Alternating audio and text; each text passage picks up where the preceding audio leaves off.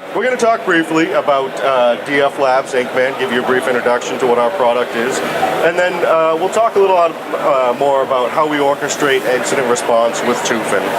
Basically, what we're here to do is accelerate your incident response program, take over the mundane, those repeatable tasks, and allow your analysts to focus on the tasks that really matter. Now, the integration with Tufin really is just it's a no-brainer, right? You take the power of the orchestration that Tufin can do at the network level, and we can take that, we can orchestrate our actions between Tufin and all of your other security products in your environment. So we can take your EDR solutions, your asset management solutions, and we can bring those together with Tufin and allow you to create workflows that handle really any sort of incident in your environment. So DFLabs, we're headquartered in Milan, Italy. We have offices in Boston as well as over in the UK. Number of awards up there.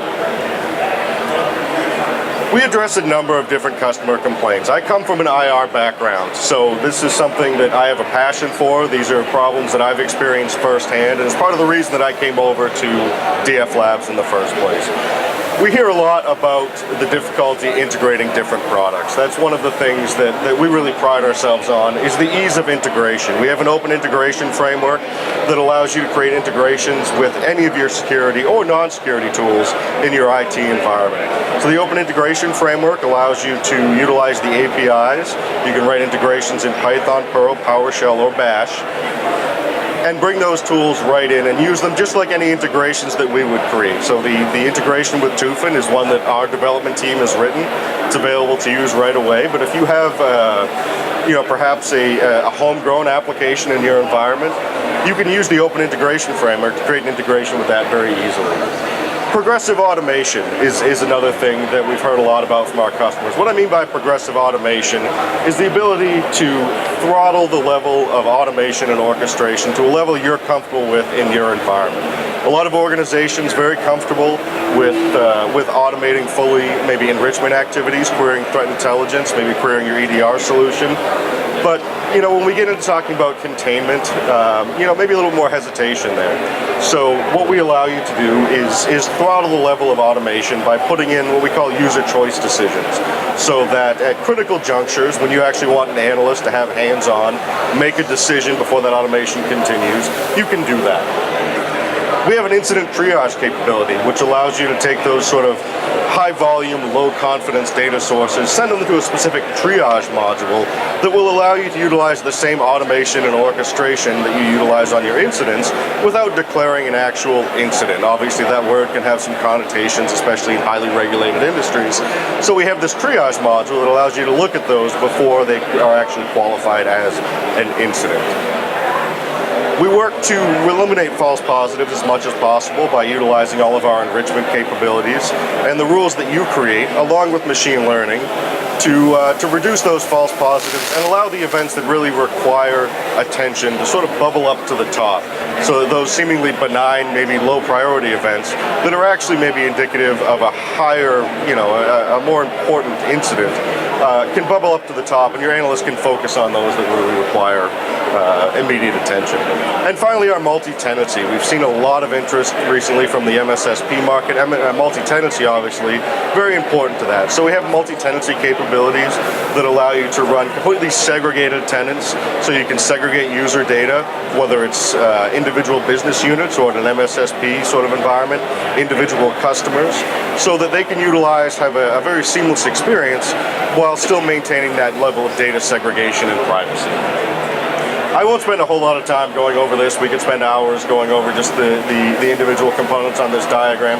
But just to give you a basic idea of the workflow, we can ingest information from any number of sources. Obviously, we support common data sources such as syslog, email, APIs. All of those are supported. We also have a web form. So you can publish this web form to your internal users, allow them to self-report incidents, generate an incident within Inkman. Obviously, users can generate incidents. We also support a number of the most common ticketing systems, so you can automatically generate incidents directly from your ticketing system. we've designed the system to be as flexible and customizable as possible. And what that does is it allows you to bring all of your user base in, right? So it's not just designed for your technical users, the CCERT, the SOCs. It's designed to be usable by your leadership team, by your executive team. We can create dashboards that are very high level. Obviously, once that alert comes in, once we ingest that information, we run it through our correlation engine, correlate it with other incidents. We have machine learning that will basically observe your responses to previous incidents, and we can actually suggest actions based on previous incidents to your future incidents. Do you have a question? Tufin piece. The Tufin piece? The Tufin piece is going to be this third-party integration piece down at the bottom. So after we ingest that, after it comes out and we create an incident, we're going to execute any one of a number of runbooks that you've created. And what we do within those runbooks is utilize our third-party integrations. We have our machine-to-machine interaction, as well as our human-to-machine interaction. So when you create these runbooks, as we're going to see when we get into the actual Tufin piece of it, you're able to actually create these workflows here. You can see kind of a multi-flow path here that will utilize the Tufin integration as well as any other integrations that you have in your environment to start responding to maybe generating, gathering enrichment data, or even taking containment action based on the workflows that you've defined for your integrations. We have a number of integration partners. Obviously Tufin is one of them, but we have over 100 different integrations with our various partners, and we're adding to these almost weekly. The open integration framework has really accelerated the pace that we're developing integrations at. So now let's get into actually how Inkman works with Tufin. This actionable intelligence and an orchestrated response. The information that Tufin gathers through the configurations and the policy settings really just invaluable during an incident response, right? This is something that, as a former incident responder, I wish I had access to this level of network intelligence when I was doing incident response. Very, very powerful information in Tufin, and we can ingest that and give you that actionable intelligence during your incident response and help you orchestrate the response with the information from Tufin as well as all of the other security tools in your environment. It gives you security policy visibility. So during an incident, knowing what the security policies are, especially relevant to the devices involved, is really just very, very important. So we give you instant access to all of the rules, all of the policies, and even the traffic path traces, which I think, for me, is one of the coolest parts of this integration, actually being able to visualize the traffic between the source and the destination, what devices that traversed. And we'll look at that here in a few screenshots. Obviously, decreased time to respond, hugely important. When we look at the amount of time that it takes now for attackers to infect an initial machine, grab a beachhead and pivot from there, we're measuring that in minutes. And when alerts sit for hours and hours in a queue waiting for a manual response, that gives attackers more time than they need to pivot and begin exfiltrating data. So with this automated response, we can gather information from Tufin, and then you can take additional action based on that to immediately respond, perform initial containment, and hopefully block the threat until an analyst can get eyes on that. And we provide that holistic incident response. So we're combining that intelligence from Tufin with all of your other tools in your security suite to really see the entire picture of that incident or that potential incident, to respond both on an automated level as well as giving your level 2, your level 3 analysts the ability to automatically see that information. It's there for them. They don't need to spend the time doing those mundane tasks of gathering information. So these are the supported actions we currently have with our Tufin integration. We support the ability to get devices.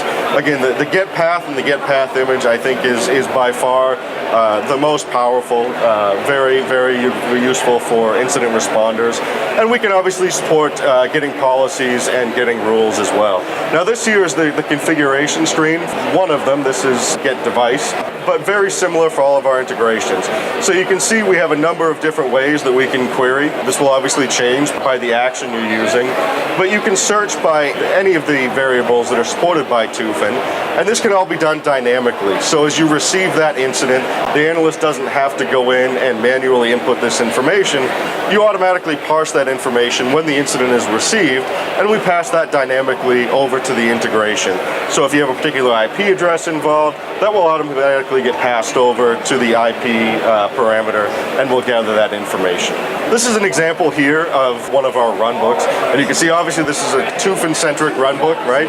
So in your production environment, you're probably going to have other actions from other security tools inside this runbook. But you can see here we're starting out with get path. We're going to get the path image, and then we start out actually getting some more in-depth information, so device information, rules, and policies. And even this, just utilizing the Tufin integration, can be a very powerful information gathering, very powerful intelligence gathering runbook, because when you think about it, if you start out with a source and destination, right, that's all you have for this incident. Now we're going to go out and we're going to get the path information. So between the source and the destination, what devices did this malicious traffic traverse? Now that we have that path information, we can go out to each one of the devices, get the device information for each path that traversed, and then we can get the rules and the policies for that device.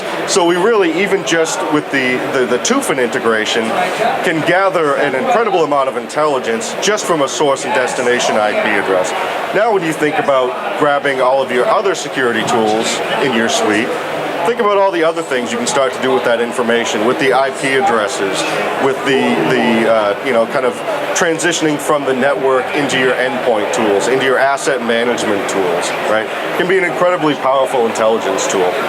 We'll look at a couple screenshots here from the actual platform. So this is the get path here. So you can see we've executed this, and we can see now that that traffic that we simulated traversed 3 different endpoints here. So we've got a router and a couple of edge firewalls. Now we'll pass that information on. Now you can see here, obviously, when we look at the table view, right, very high level information. We can also view that, you can see up here in JSON view. When we look at that, this is the actual raw JSON that comes back. So this is all the information that's available to your analyst just from that single action. Now, obviously very powerful information, but the other reason I show this is that any of this information here can be passed on to future actions. So I can take any of this information, whether it's names, IP addresses, and I can pass that on to any other integration that I have configured in Inkman. Be it IP addresses or names back into Tufin to get additional information on those devices, or maybe my endpoint suite. Maybe I want to reach out and see what other devices are on a particular subnet. Any of this data that we've gathered can be passed on to additional actions. This one here, I love this because it's a very visually easy to understand action here. Same information that we looked at before, but now we're looking at it in the network map that Tufin automatically returns. So we can see here a complete network map of the subnet that we started at, and if we were able to scroll all the way down, we would see the destination subnet here, and we can see all of the devices in between. So, example use cases, right? I already threw out a couple, but very simple use cases like identifying a network device. I've seen suspicious traffic. What is that network device? Gathering that intelligence. Then we get into more detailed information, getting information regarding a potentially compromised device. So, what is that device used for? What are the subnets on that device? What networks does that device connect to? Was suspicious traffic allowed between 2 endpoints, right? If I get maybe an IDS alert that I see suspicious traffic, was that connection even successful, right? Obviously, if not, we can automatically drop that to a lower priority event. If the traffic was allowed, we can escalate that, or we can continue our workflow to do more, more enrichment, more containment on that particular device. But hey, if I can look at Tufin and say that traffic was denied, very quickly I can say that's probably a low priority alert that I don't need to concentrate on. I can work on other, maybe more priority events and come back to that one later. Again, we looked at listing all devices the traffic traversed. So, were any of those devices potentially compromised? What other subnets were on those devices? What else may they have had access to? Listing policies assigned to a device, so I can look and say, hey, was traffic allowed to other subnets? And obviously detailed rule information for every device. That can be incredibly important when you start looking at larger scale incidents, when you start looking at potentially multiple subnets involved. You can quickly gather the rule information, determine what else that attacker may have had access to, where else we should pivot our investigation.